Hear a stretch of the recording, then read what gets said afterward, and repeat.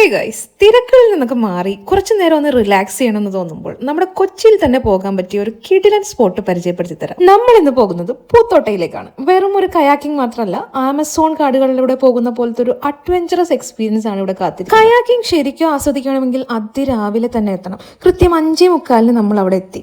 നേരം പുലർന്നു വരുന്ന ആ ഒരു സമയത്ത് കായലിലെ തണുപ്പും ആ അന്തരീക്ഷവും ഒക്കെ ഒന്ന് വേറെ തന്നെയാണ്. നമ്മൾ നേരത്തെ എത്തിയത് കൊണ്ട് തന്നെ ആമ്പൽ പൂക്കൾ വിരിഞ്ഞു നിൽക്കുന്ന ആ മനോഹരമായ കാഴ്ചയും ഇഷ്ടം പോലെ ആമ്പൽ പൂക്കൾ പറിക്കാനും പറ്റും. ഇനി ഇതിനെക്കുറിച്ച് വലിയ ഐഡിയ ഇല്ലാത്തവരും പേടിയുള്ളവരും ഒന്നും പേടിക്കേണ്ട.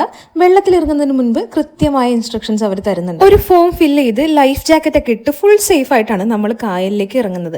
ഇൻസ്ട്രക്ടേഴ്സ് എപ്പോഴും നമ്മുടെ കൂടെ തന്നെ ഉണ്ടാവും. അതുകൊണ്ട് ധൈര്യമായിട്ട് വരും. ആദ്യത്തെ ഒരു അരമണിക്കൂർ നമ്മൾ സാധാരണ കായലിലൂടെ തുഴഞ്ഞു പോകും. പക്ഷെ അത് കഴിഞ്ഞ് നമ്മൾ കയറുന്നത് ഒരു പ്രത്യേക തുരത്തിലേക്കാണ്. ശരിക്കും പറഞ്ഞാൽ ഒരു അനാക്കോണ്ട സിനിമയിലൊക്കെ കാണുന്ന പോലത്തെ ഒരു ഡാർക്ക് ഫോറസ്റ്റ് വൈബില്ലേ?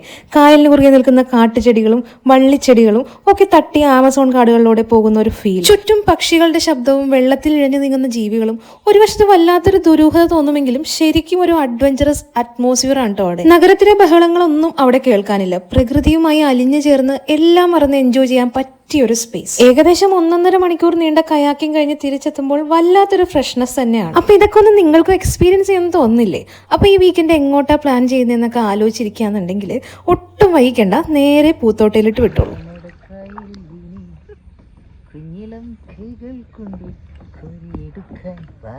ശരിക്കും വാല്യൂ ഫോർ മണി എക്സ്പീരിയൻസ് ആണ്. ഒട്ടും വൈകിക്കേണ്ട, പെട്ടെന്ന് തന്നെ പോകുന്നു. അപ്പൊ നമ്മുടെ സക്സസ്ഫുൾ കയാക്കിംഗ് കഴിഞ്ഞ് തിരിച്ചെത്തിയപ്പോൾ അവർ നമുക്ക് നല്ല ചൂട് ചായയും കൂടെ നല്ല ക്രിസ്പി പഴംപൊരിയൊക്കെ തന്നു കേട്ടോ.